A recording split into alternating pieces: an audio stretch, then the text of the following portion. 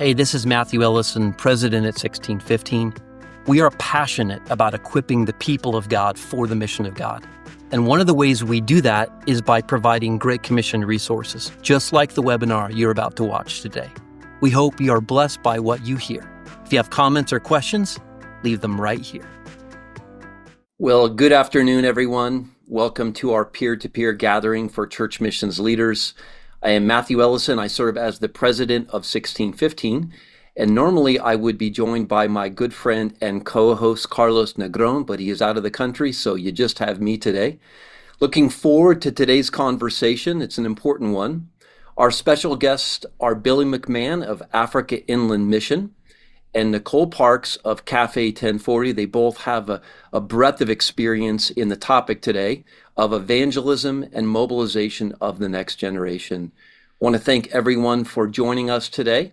I trust that this content will be valuable and encouraging to you, and that God will use it so that you might raise up more young men and women into his mission.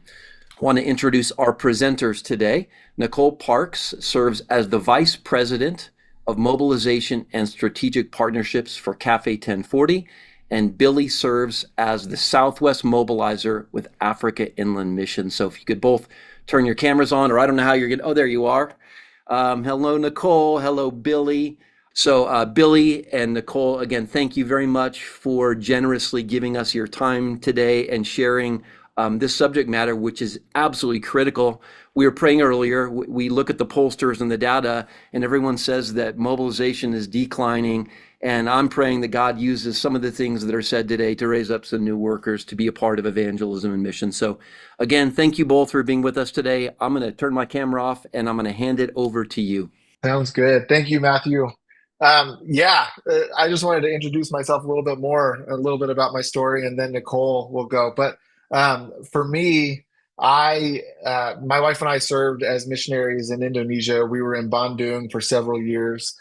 We got there and it felt like we had found our spot.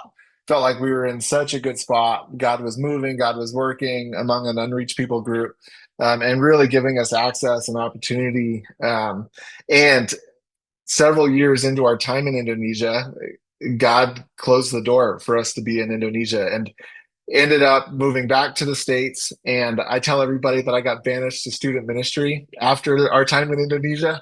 We landed at a church in San Jose, California. And that transition was hard. It was like honestly, there were seasons where I was wrestling with God, saying, God, you got this one wrong. God, what in the world? Like, this was not my heart. You know my heart. You know my heart for the unreached peoples. And here I am in Silicon Valley working with teenagers that didn't want anything to do with church or God or anything. So really, it felt like kind of a crisis of calling and direction. And somewhere in like the first year of my time at the church, kind of came to the realization, was like, okay, if I can't be the one that is on the ground overseas in Indonesia, then I'm going to do everything I can to train up the next generation of missionaries that can go. So we started really leaning into how do we reach the next generation? How do we disciple the next generation? And how do we send the next generation? And really, that has been my trajectory, my story, what has driven me for 15 years of student ministry. And then 2 years ago, transitioned out of the church and landed with Africa Inland Mission. And it has been such a sweet season, kind of seeing God weave it all together, and really just kind of pointing at him and his goodness and his faithfulness, and how he's been working. I also serve as the president of the Great Commission Research Network, and I've had quite a bit of opportunity to be able to write and research in the areas of next gen. So Nicole, how about you? Yeah, thanks, Billy. So I have worked in global missions for the past 10 years, but unlike Billy, I have not spent an extended amount of time overseas. I've been on a lot of short-term trips and opportunities, but mine has been primarily working in mobilization the whole time. So I started as a mobilizer at Café 1040 after I went on 2 short-term trips where God really opened my eyes to the reality of the unreached. I had no idea before going and experiencing the unreached in the Middle East and Southeast Asia. And so that's what led me to Café 1040. Café 1040 is a missions mobilization ministry. And so our mission is to lead a generation to tell the story of Jesus where it's never been told. So we are hyper focused on mobilizing the next generation to the unreached. And we do that primarily through a 3-month overseas missions mentorship program where young adults get to, we say they get to hear, see, and do the Great Commission while being mentored by experienced missionaries. So I started there as a mobilizer 10 years ago. After about a year, I was promoted to leading our stateside team. And that team oversees our entire applicant process, our pre-field mentoring, and our post-field mentoring and debriefing. So I was in that role for 3 years. At the end of 2019, I resigned after having my 3rd child, but loved the ministry so much that I couldn't actually leave. So I joined the board of directors at that time. I did that for 5 years. And in the midst of that, went back to school, got a master's degree in missions, and published my 2nd book. So definitely stayed busy in that time. Then in December of last year, I was offered a role back on staff with Café 1040 as the Vice President of Mobilization and Strategic Partnerships. So that's what I'm doing now. I am technically the oldest millennial. So I'm like a cusper between Gen X and millennial, or sometimes people will call us Xennials. But I love Gen Z. I'm actually a mom of 1 Gen Zer and 2 Gen Alphas. So I love researching generations, really honestly as a hobby, weird hobby, but I've loved it for years. Over the past couple of years, Café 1040 has actually done a tremendous amount of research on what mobilizes Gen Z. And so I wanted to start by sharing, I had recently read this article titled How Millennials Became Uncool, which I feel like is really offensive, right, Billy? You're a millennial. I am. I take it to heart. We are. We did become cool at some point, but the article talks about how one of the things I found most interesting was that it talked about how COVID really accelerated the generational shift between millennials and Gen Z.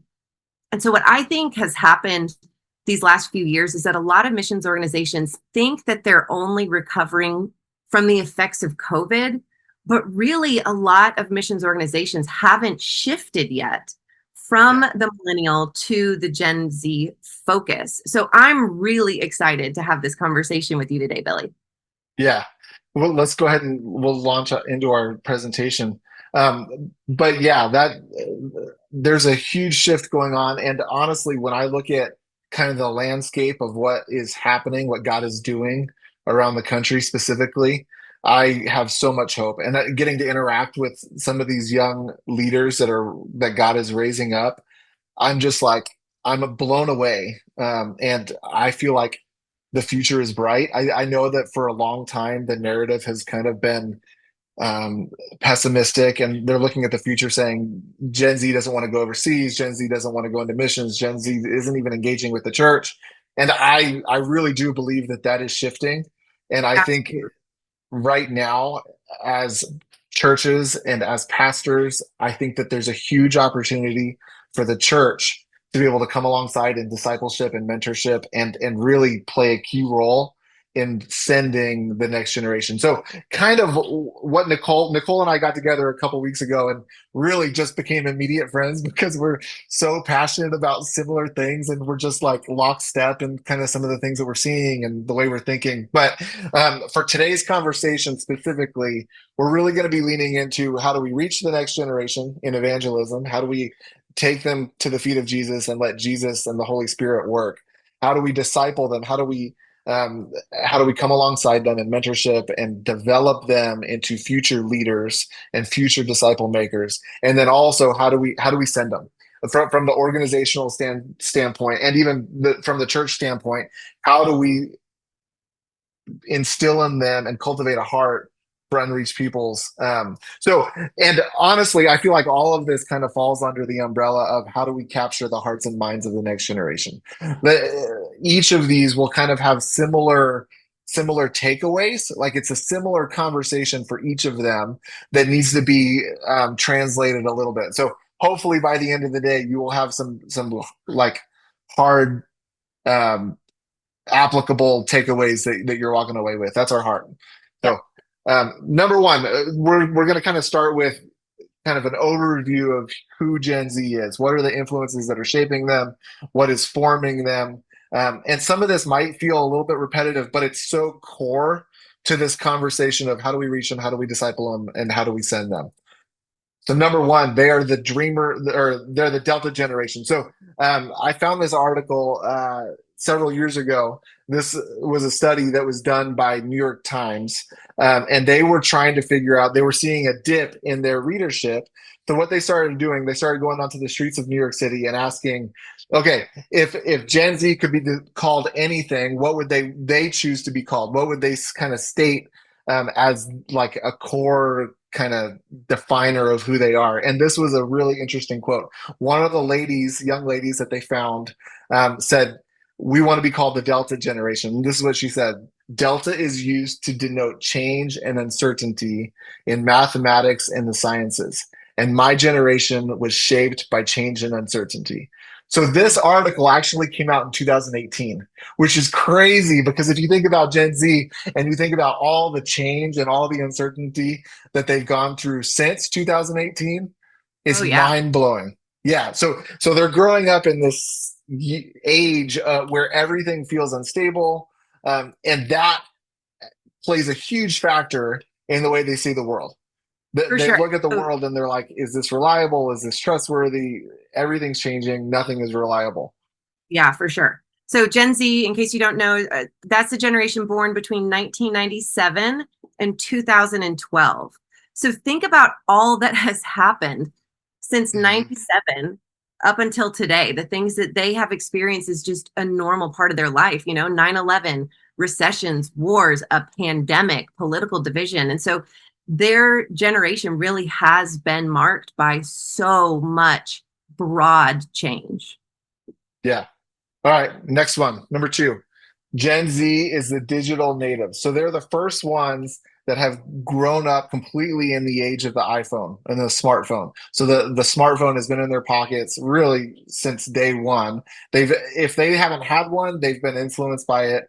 It's just a regular part of life, and they have quick access to information. So if you say something that they question, they just Google it and find the answer for themselves. But a recent study said that the average Gen Zer is spending 4.8 hours a day on social media alone. That's just social media platforms. That's not counting computers for homework. That's not counting video games. That's just social media. So Facebook, TikTok, Instagram, things like that. And then 8 hours per day on screens. So they're in front of screens. So I decided to do a little bit of math. I was never very good at math through school, but I pulled out my calculator and I just wanted to kind of play this out. So if you're averaging 4.8 hours a day on social media alone, that comes out to 33.6 hours per week, 134.4 hours per month, and 1,612.8 hours per year. So at that rate, that means in just 5.5 years, the average Gen Zer would have spent an entire year on social media alone. When I saw that, I was just like, that's crazy. Yeah. It's crazy and it's scary. And I think that is playing a huge factor in a lot of the stats that we're seeing about mental health issues and loneliness and all that. And we'll get into some of that in a minute. But it's mind blowing how much time they're spending online. And I don't think it's just Gen Z. Like I think we're all probably spending too much time on our screens. But this is definitely a defining factor for the next generation. For sure. I mean, the impact of the invention of the iPhone cannot be overstated. It was invented in 2007. And since then, just think about, I mean, we all know the stats on mental health and how bad social media is for us, but just how overwhelming it is to have access to so much information all the time, right in our pockets. Like that is the world that we have transitioned into, but Gen Z has never known anything other than that. Yeah, for sure. All right, number three, Gen Z is the lonely generation. A recent study, this was done pre-COVID-19, It said 73% of 18 to 22-year-olds sometimes or always feel alone. So that was pre-COVID. Post-COVID, they redid the exact same study, and the number had climbed to 79%. 79% of Gen Z sometimes or always feels alone. And when I'm sitting down for coffee with a young adult, that's one thing that seems to always come up. Everybody is feeling it. Everybody is feeling isolated. Everybody is feeling lonely. They want friends and they want to feel connection. And that trickles into another stat: 43% of Gen Z has been diagnosed with a mental health condition. So these numbers are going through the roof. Everything, like all of these things are playing into each other. So the fact that everything has changed, nothing feels trustworthy. The fact that they're always on their screens, they're always disconnected from the world, although they're the most connected generation of all time. And this is playing into specifically loneliness and mental health issues. Absolutely. Yeah. They're more connected digitally, but less connected relationally and emotionally. And they don't know any different again. So that is really playing into it. They feel connected. They feel like, oh, I have so many friends on social media. and For this sure. disconnect there in actual meaningful relationships. Yeah. Number 4, they're the dreamer generation. And this is something like, as I was a youth pastor on the ground, having conversations with young adults, like I began noticing like they're not just desiring to kind of withdraw and pull away from the world and sit on the sidelines. They're dreaming big dreams. And honestly, when I look at this, like I'm filled with hope because I feel like God is moving in this. They're looking at the world, they know it's broken, and they're like, let's do something about it. So this is a study that came out from Cindy Waxer, who's at Stanford University. She said 83% care to work for a company or an organization that is intentional about making a positive impact in the world. So as church leaders, how do you tap into that? How do you begin to elevate and empower the next generation in some of these dreams? They're seeing the dysfunction, they're seeing the disunity, they're seeing all this. How do you begin to come alongside them and say, let's go together and let's actually chase after some of this brokenness and let you lead the way in some of this? Yeah, they really care about what's happening around the world, not just in their backyard. And part of it is Mhm. because of their digital connectedness. Like the world is truly smaller for Gen Z Mhm. than it was for previous generations. And part of this, it can be a disadvantage. We think about like the Vietnam War was one of the first times that we actually, not me personally, I'm a little too young for that, but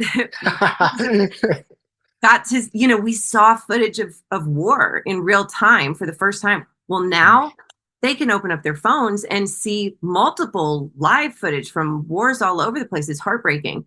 And so they do care deeply. And it can actually be a huge advantage in missions because they're already thinking globally, especially since they're Mhm. so connected globally through technology. But it can also be paralyzing to not know where they should focus or what they can actually do. Yeah.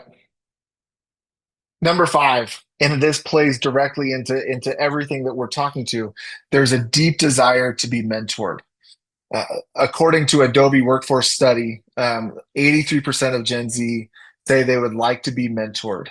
And then if you, so that's, my math is bad. Four fifths ish of Gen Z is saying they want a mentor. But then when you overlay that with a study that came out of Barna, 79% of pastors say they are not fulfilling their responsibilities to train the next generation. This is staggering. Like I look at this and I'm heartbroken, but I'm also not at all pointing my finger at pastors because I know the life of a pastor. I know how busy pastors are. It's not a lack of desire, it's just a lack of capacity. You're looking at all the Gen Zers in your church, knowing 4 out of 5 of them have a heart to be mentored and a desire to be mentored. But then pastors are running from one thing to the next, and there's just not capacity. So when I look at this, I really believe that there needs to be an in swelling. I don't know what the word is, but a rising up of discipleship among lay leadership. How do we train the people in our churches to lean into mentorship and discipleship of the next generation? And then also from Barna, 73% of pastors say they are concerned about the quality of the quality of the future of young leaders. So all of this is playing into, there's a huge need, and there's also a huge opportunity for churches to step into this gap, knowing that the next generation is looking for mentorship, they're looking for guidance, they're looking for discipleship, longing for it. But also, as I've talked with young adults, I've kind of realized that although while they want it, they also don't know how to ask for it. Oh, They for don't know sure. how to plug themselves into the relationships where they can be mentored, which means as leaders, we need to be empowering our people. We need to be casting a vision for our people to go deep in discipleship and really lean into the relational, one-on-one, Jesus-style discipleship that our churches can equip the next generation with. Yeah, for sure. And I think that part of it is it wasn't modeled. It hasn't been modeled for Gen Z what that Absolutely. looks like. And that's not their fault. I mean, the millennial generation and Gen X, we are commonly known for not wanting the Yeah. advice of the older generations, but Gen Z genuinely values advice and wisdom from older generations, much more so than previous generations. And so they want that. And like you said, Billy, they just don't know how to ask. Yeah. But if in my experience, when you do pursue them in that, when you get close enough, you build a relationship, you establish trust. When you do pursue them in that, it's there. And as a millennial myself, I can totally attest to what Nicole is saying. Like my attitude growing up was more like, I'm going to figure it out and I'm going to do it my own way and I'm going to figure out a new system of it. Or I think the other response of the millennials was kind of apathy, where it's like we kind of withdraw and we're like, we're not going to do anything about it. But God is raising up in this generation like a desire to change the world and a desire to learn from previous generations as they do it. For sure. Number six, Gen Z is the corrective generation. Now, I'm working on my Doctor of Ministry at Asbury right now, and I've kind of gotten a semi front row seat to what to the outpouring at Asbury. I'm friends with Zach Mearcreeps, who was the guy that was preaching when it all kind of happened. So I kind of gotten a pretty close look at it. But this was a quote that Kevin Brown, the president of Asbury University, put out, and I just thought it was so spot on. Gen Z is emerging as a corrective to the casual Christianity that has marked our religious landscape and characterized our de-churching movement. There is hunger for something more. So Gen Z has been watching previous generations and they've been watching the expression of Christianity that they've seen and they've witnessed. And they're looking at it and they're like, I don't know if it's real. Like I don't know if Christianity is all about a Sunday morning service and program and singing songs in church. Like I don't know if it doesn't get outside of the church walls and truly impact the world around it. Like is it legit? So Mhm. as a marker of what this outpouring was doing, Kevin Brown kind of says they're looking for the real encounter, they're looking for the real expressions, and that's what they experienced at Asbury. And as these bubblings of outpouring and revival begin to rise up or in other places around the world, like this is something that Gen Z is resonating with. They're looking at the way things have been done and they're saying there's got to be more. So then when they feel like they're really encountering God, they're falling on their face in confession and they're also dreaming about how can we change the world? Like the world is broken. You don't have to convince them of that. I remember sitting in class, like missional classes, where they're like, okay, the first thing you need to do in evangelism is you need to convince them that the world is broken because the American dream, like everybody's living a good life and everybody feels pretty good. So you have to kind of lead them into the brokenness in order to communicate the hope. Well, now you don't have to lead them into the brokenness because everybody looks at the world and they're like, the world is jacked up. Like people are hateful, Yeah. and it's a different starting point. So now we're poking out, and we'll get there. We're pointing them in our evangelism efforts. You point them to the hope. You point them to the fact that God is present and close, and you point them to the fact that there's purpose. That like there's God has designed them for a purpose, for a mission, for an assignment that they can play.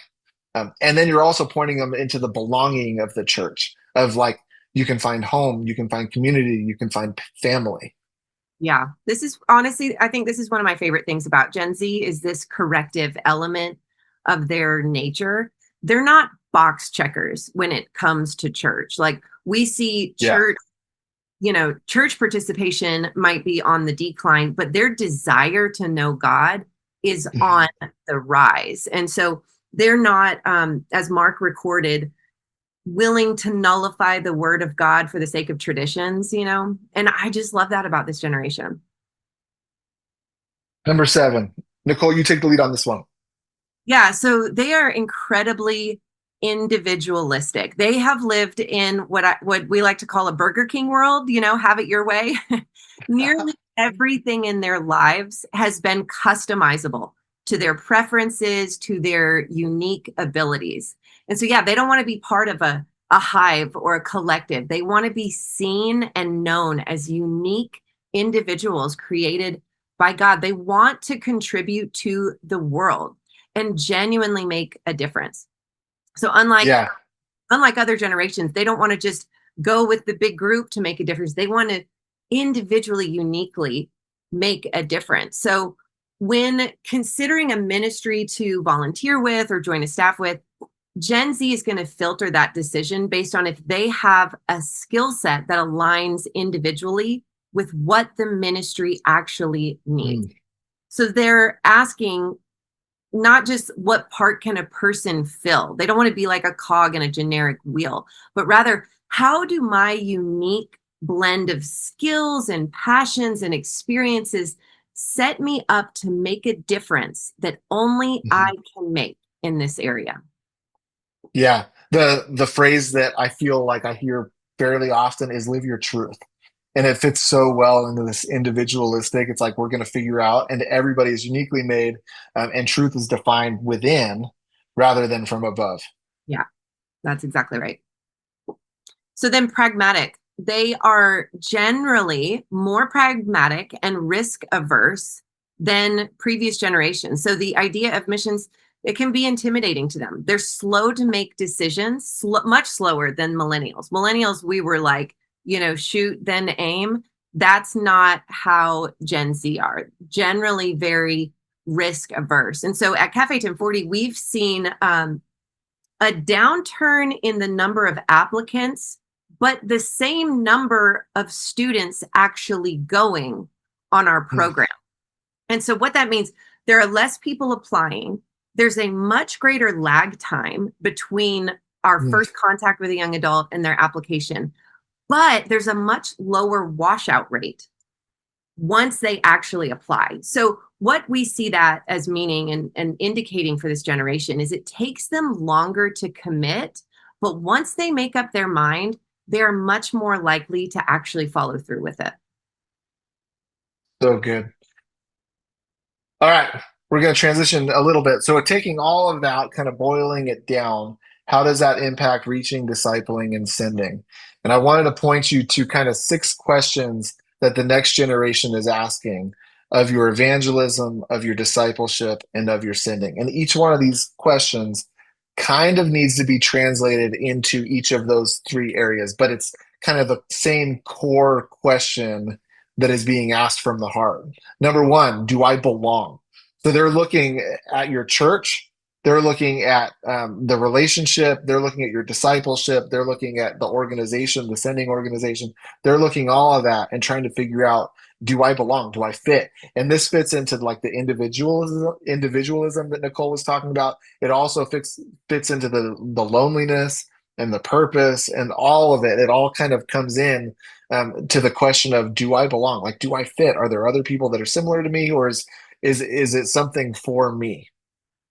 Yeah, that's exactly what they're asking. Do I fit in? They have this deep desire to be seen and to be known as individuals. And so, as it was mentioned earlier, they want to know not just that they can make a difference as a generation, but they want to know that they can make a difference with their unique giftings and skill sets. Yeah. Number 2, is this or are you trustworthy? They need to know. Remember, everything is changing. Everything feels a little bit unstable or very unstable. They're looking at the organization, they're looking at the relationship that you've got with them, and they're saying, is this and are you trustworthy? So, one of the things that I often do as I'm building a relationship with a young adult is, and it reminds me of Paul in many ways, but I will highlight the areas of my life where I've struggled, the Mhm. areas of my life when I've questioned God's goodness, the weaknesses that I've struggled with. This is kind of anecdotal, but in a very small example.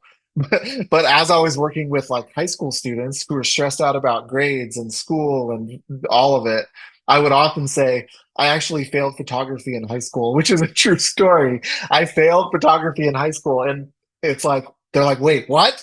And I'm like, "If you can, if as long as you're not failing photography, you're going to be okay." Like kind of leaning into those moments and talking about kind of my journey of it not being a smooth journey and having plenty of times where I've questioned God's leading and God's direction, and I've struggled with depression, just all of it. It's like you kind of put it out there. And it reminds me of Paul, like, I'm going to boast in my weaknesses so that in my weaknesses, your glory is amplified. That you like it just points to God's goodness and Jesus's power in all of that. Oh, 100%. Yeah, they want to know, they want authenticity. They want real. They Yeah. want to know that you understand their struggles, and they're going to trust who they trust, and it has to be earned. So while some generations in the past were heavily influenced by marketing, Gen Z has had commercials on nearly every product they consume since they were born. And so in a study that we did, they reported that their top three trusted sources when making a decision are their friends, their mentors, and believe it or not, their parents. And so they tend to filter their decisions and options through input from their trusted, authentic relationships. And so let me give you something practical. At Cafe 1040, we have a lot of security conscious decisions that we make in order to have a long-term mindset in our bases overseas. We just don't want to get kicked out of closed countries. And so we maintain a very low online profile. Well, it's come to our attention in the last few years that when Gen Z looks at our social media and our website, you don't see any faces or names. Now, that might not have bothered anybody in Mm. a previous generation. That really bothers Gen Z because they're a little bit skeptical by nature. And so we're having to change some of that. So if you're a part of a missions organization that's working on trying to recruit Gen Z and they don't see any names or faces of people on your website, I get it. There's security concerns there, but that is potentially a red flag for them. So let's stay here just for a minute longer. Like, what does that look like from the church context? Like, uh, how do you kind of communicate to the younger generations from the stage, whether it's preaching or sitting at a coffee shop with them? How do you communicate trustworthy and reliability and all of that? What would you say, Nicole?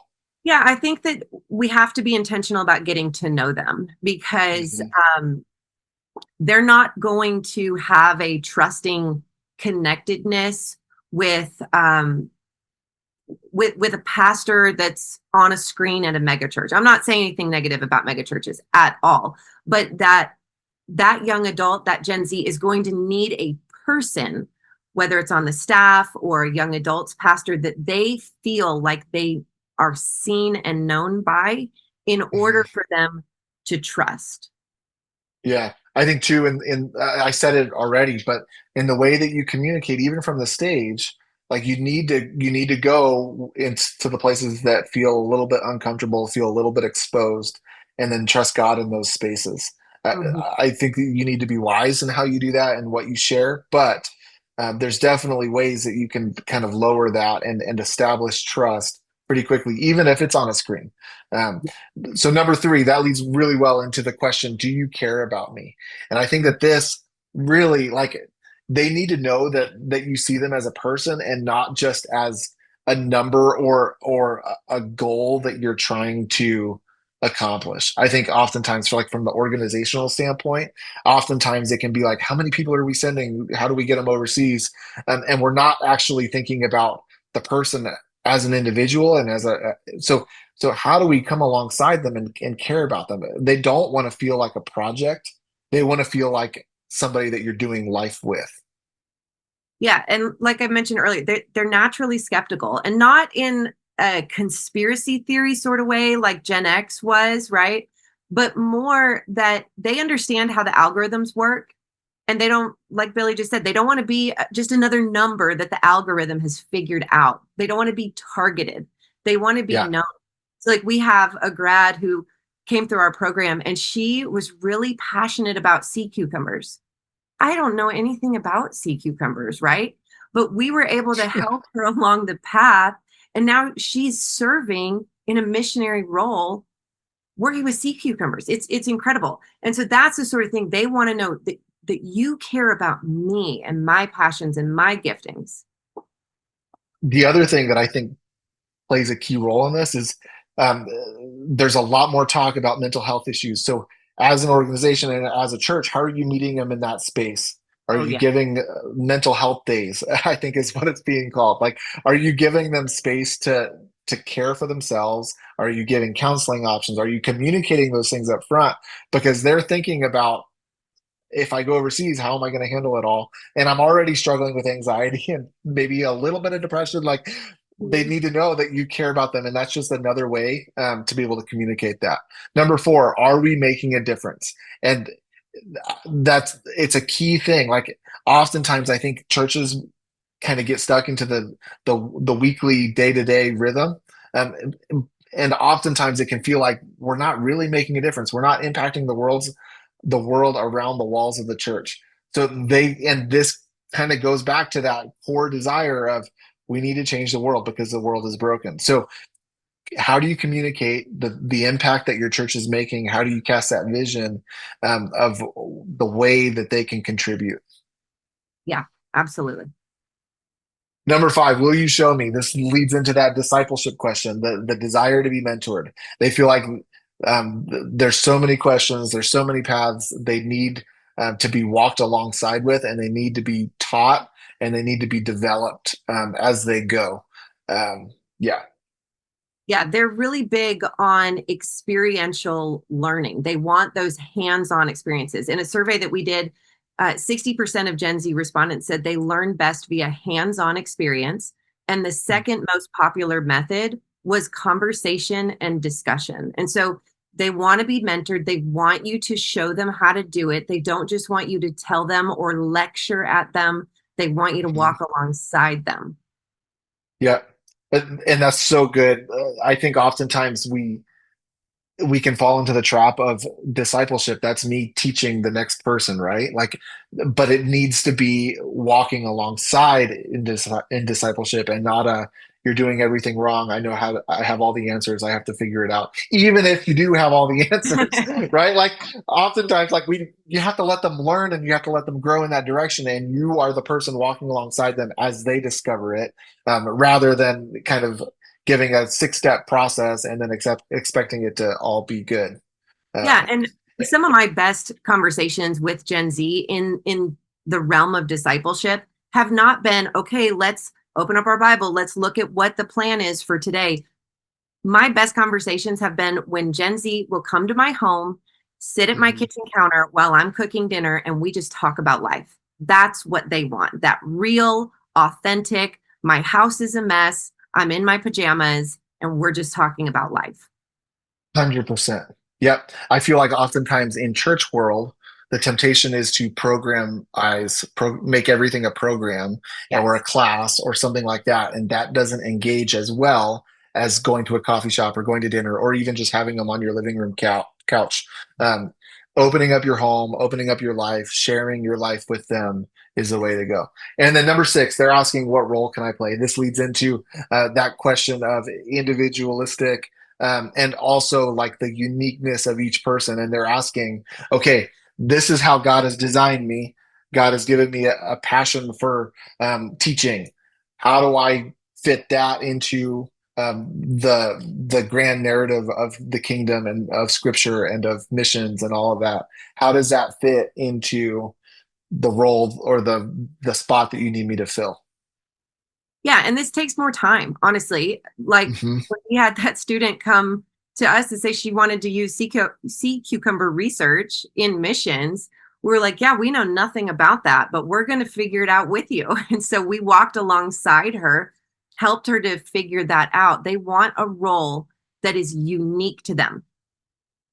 Amazing. All right. A couple rules for cultivating a culture of discipleship. And I see this often in churches and organizations that I partner with. But number one, we need to be patient. If we think about us when we were teenagers, it took so much learning and so much development in order to become the leaders that we are now.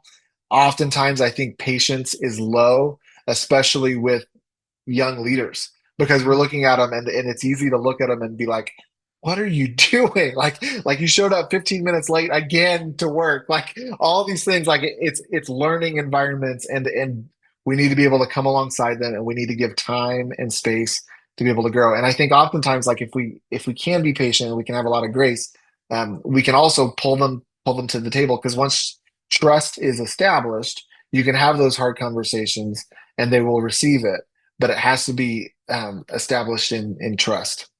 Yeah, absolutely. Number two, just love genuinely. Like figure out how to love them individually. That is so important. Again, going back to that, they want to be seen, they want to be known, they want to be loved as they are. Number three, disciple together. I think oftentimes like discipleship relationships tend to become one-on-one or one-on-three type things. The more leaders that you can pull in that are also discipling and pouring into the next generation, the better. We do this together because each of us have different gifts and different opportunities to be able to speak and cast vision and cast hope. Yep. Number four, this goes back to what we were just talking about, what Billy was saying about we don't have to programatize. I don't know if that's a word, but we don't have to make everything. We're going with it. You know, we're just making up words here. But yeah, we don't have to make everything into a program. Make it just part of the culture, whether it's your church, your sending agency. Part of the culture is just discipleship and walking alongside. And then development over output. You're trying to create an environment where they can grow and they can learn and they can grow and they can become the leaders that you see them becoming, that God has called them to be. So oftentimes, as I've walked with churches, especially, the temptation is to fall into, well, what are they giving us? What are they giving the church? What are they giving the team? Rather than how can we pour into and develop and mold them? So you need to lean into the development and the process and the timing of it all. So that brings us to our end. But I really just wanted to kind of end real quick before we go to Q&A with the hope that I'm seeing. Several years ago, I think it was 2021, Barna put out a report that said church engagement among the next generation is lower than they've ever seen in the 3 decades or 30 years that they've been studying it and measuring it. Church engagement was at an all-time low. Then we began to see some outpourings and some bubblings and kind of Gen Z encountering God in really good, healthy ways. But then the critique was, okay, well, while these revival type settings are happening, they're still not engaging with the church. Like it's not impacting church attendance. It's not impacting church numbers. Well, Barna just, I think 2 months ago, put out a new report that said church attendance is on the rise and is being led by Gen Z. So I see this and I'm like, there's so much hope. And then the narrative was, okay, well, now they're engaging with church, but Gen Z is still biblically illiterate. And just, I think 2 weeks ago, Relevant Magazine put out a study that said Bible sales are going through the roof being led by Gen Z. So I see this, and even Matthew, you started this out with this kind of narrative that we're hearing that Gen Z is not interested in going overseas, not interested in missions.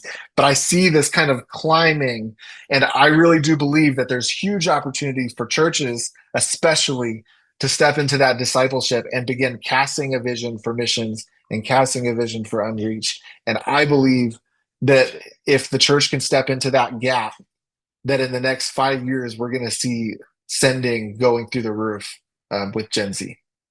Absolutely. Their hunger for the word right now. I mean, they have been raised in a biblically illiterate America. You know, American Christians don't know their Bible very well, and they're the corrective generation. They're not the box checkers. And so we truly believe that if American Christians actually knew what the Bible says about the Great Commission from Genesis to Revelation, not just one verse in Matthew's gospel, and if they knew the reality of the unreached, mobilization would just naturally happen. It would be easy.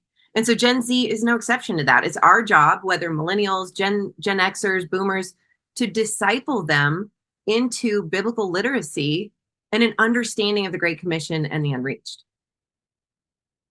Preach. Let's go. Preach. Amen. Hey, listen, I'm not kidding. I took 2 pages of notes here. Thank you guys so much for a well thought out, well prepared presentation and just drawing out of the reservoir of your experience in life. I've got some people in my life that I need to think about some of these things with. They're called my children. Yeah. My adult children, but yeah, they're in these categories for sure. So thank you so much. Let me remind everyone, this is your opportunity to enter into the dialogue with Nicole and Billy. So you can post your questions in the chat section there. Come on now, there's a lot of you online, but I don't see any questions coming up yet. Let me ask one myself, and that is this idea of risk averse.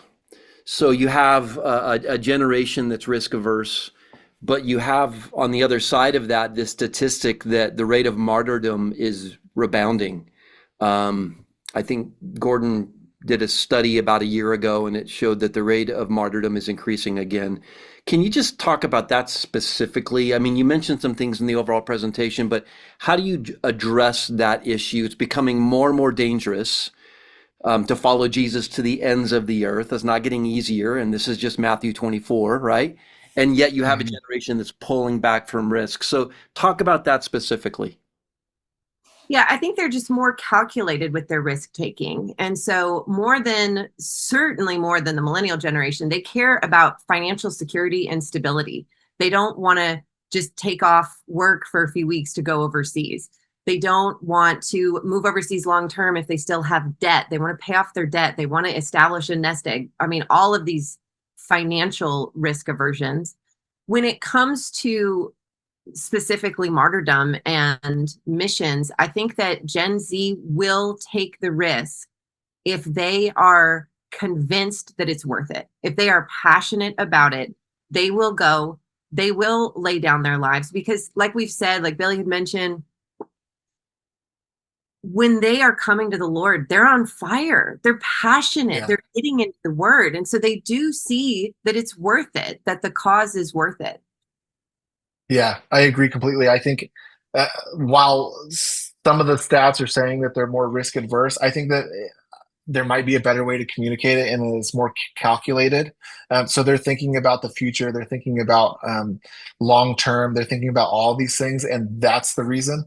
The Gen Zers that I'm encountering, they are literally like on fire. And my attitude in many of the conversations is like, let's give them the keys because they'll lead the way. And I don't think that they're going to be stopped by the risk that is overseas. I do think also by walking with them and showing them and pairing them with long-term workers that have done this and plugging them into those discipleship relationships where it's like, yeah, like I understand fear. I had a conversation with one of our AIM workers yesterday, and she was like, should I share the story about me running from my hut into the grasses to get away from the people coming in? And I was like, yes, like I think all of those things, because it just points to God's goodness and God's faithfulness, even in the chaos and the unsettling, or I don't know what the word is, but yeah, I think pairing them with the long, faithful workers that we've got is the move there. Yeah, I think even in a more general sense, I'm going to think about the church as a whole here. You know, we are risk averse generally, right? I mean, there's a reflection of generation, but I think we need a robust theology of risk in the church. You talk about the biblical narrative, Nicole. You know, we're missing the biblical narrative, but we're also missing this thread that's from Genesis to Revelation as well, and that is God advances his purposes through risk, through suffering, through difficulty. Yeah. And as you mentioned, he's worth it, right? So got some questions here. I want to defer to the audience here.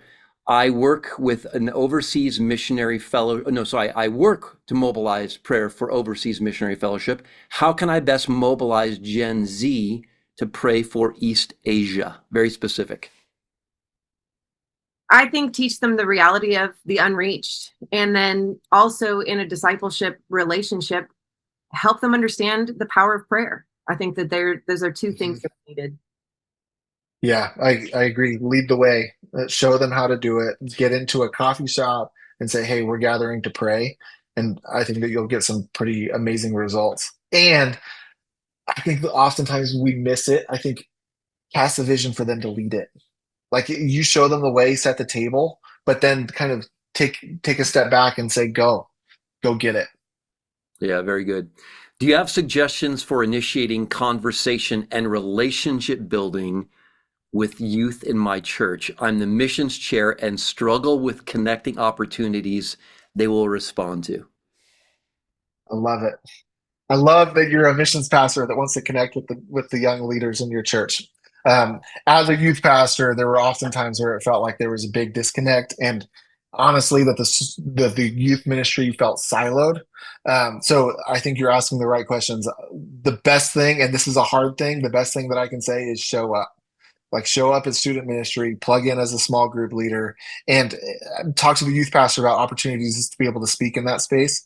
But also, like, just get in and share stories of your missionaries and your workers. Remember, they're longing for discipleship. They're longing for a relationship. So if you can plug in and begin to be a normal face in that space, I think that you'll start getting some conversations around it, and then you can set up coffee shop type meetings of, okay, like you feel like God is stirring your heart for missions. What does that look like for you? And that's where you can kind of plug into that. And then you can start talking about some of the short-term opportunities if your church has that, different things like that to continue to cultivate that heart and that vision for missions. Okay, here we go. Softball, not really. How do you inspire church leaders to mentor the next generation? I know there's often a disconnect as I talk to churches. There just seems to be there's exceptions, mind you. I don't want to browbeat, but there seems to be a disconnect. So how do you do that? Can you say it one more time, the question? Pastors and church leaders, how do you inspire them to care about mobilizing next gen? For me, I think the conversation starts with what God is doing in our country right now with the next gen, because I think there's a lot of pastors that are hearing the headlines and then looking at their current context and they're like, wait, what's happening? Like, why is it happening in Kentucky and not here in Southern California with my young adults? So I think kind of casting a vision for what is happening. I think that there's a shift in the culture and in the tide that is being God driven, Holy Spirit led. And I really do believe that there's a shift. And I think that the next generation, if we can plug them into discipleship in our churches, that's where the mobilization will take place. So all of that to say, casting a vision for pastors of what is coming, I think will lead towards, okay, how do we build now for what is coming down the pipe? Yeah. Also, I would say, is the pastor passionate about the Great Commission? Because there's a lot of pastors that don't understand the grand narrative of Scripture and the Great Commission. And so if they don't get that part of it, then they're not going to start mobilizing the next gen. So if you're in a church that you feel like the pastor really needs to get it, Matthew, here's a free plug. Y'all need to talk to 1615 because that's what they do.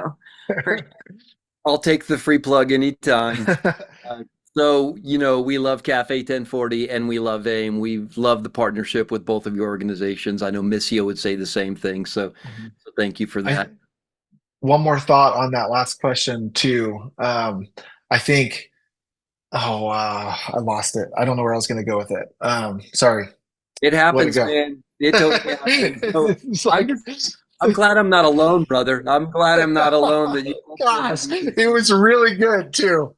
It was. This is how millennials became uncool, Billy. You're making us look bad. Oh, man. It's all right. Tell me. I popped What a have we few learned? resources there in the chat in case you didn't see them. There's a white paper that Café 1040 put out earlier this year. There's a podcast that we did earlier this year, so feel free to check those out. Katie White's book, Mobilizing Gen Z, is fantastic. She's got another one coming out soon called Tithe Your Career. And I just read through one of the pre-release copies of that. That is a fantastic book. And I would encourage you, if you work with young adults in the church or in a sending agency, as soon as that book comes out, get it and read it, because it will change the trajectory of so many young adults' lives. So Tithe Your Career by Katie White. Yeah, thank you so much, Nicole. So what have we learned here today? I'm going to give you some of my distilled notes here. I caught some phrases you said. I locked onto some words, but authenticity. Nicole, you talked about, being at the kitchen counter in your pajamas. Love genuinely, life on life. I know we say that a lot, but truly engaging in life. It takes time. Gosh, we want open package mix ingredients discipleship, not just with the young generation, with everybody, but real discipleship is messy. It's complicated. Something you said, Billy, let them see the cracks. You talked about, show them that we're fellow strugglers in this. Again, I think there's a broad piece for that. And then this idea of experiential learning. There's a dictum we use a lot. Tell me and I will forget. Show me and I will remember. Involve me and I will understand. So it's really interesting as we talk about all these principles. I know today we're talking about mobilizing Gen Z, but they're just a part of normal discipleship, aren't they? I mean, everything we talked about today, knowing the generation is important because we do need to contextualize. But as I'm writing all these things down, I'm like, this is discipleship. And kind of the big standout for me is this. Are we communicating and presenting, as it were, a Jesus worth following? Like, are we portraying him as he really is? Is he worthy of your life and everything? Well, he is. And if we give that portrait of Jesus, who he really is, we'll have followers. So again, both of you, thank you so very much. I really did take notes. It wasn't just a show, but I'm going to share some of these things with my wife here. So thank you for being here today. Just a few things. Thanks for having me. You betcha. A few things for those who are still online here. We've recorded this webinar as we always do. It will be available at Missio Nexus's website and also 1615's website in a week. There's an evaluation if you still happen to be online. It'll just take you a minute to fill out. We want to improve all that we do. Want to mention, you need to be in Orlando at the Missio Nexus annual conference for church missions leaders and agency leaders as well. It's a two-part conference that was launched a few years ago. So I'm going to be there. I hope to see you there. We're actually doing a thought leader briefing on our new book about the pastor and missions, which is the result of a Barna study we did. So I want to give a plug for that. And I think that's about it. So that's a wrap. Again, thank you everyone for being here today. Thank you once more, Nicole and Billy. You've been a great blessing. My name is Matthew Bellison. Yep. Thank you, guys. And everyone, have a wonderful day. See you next time. Well, we hope you are blessed by what you heard today. To learn more about the ministry of 1615 and how we serve churches, simply log on to 1615.org. And by the way, don't forget to like and subscribe.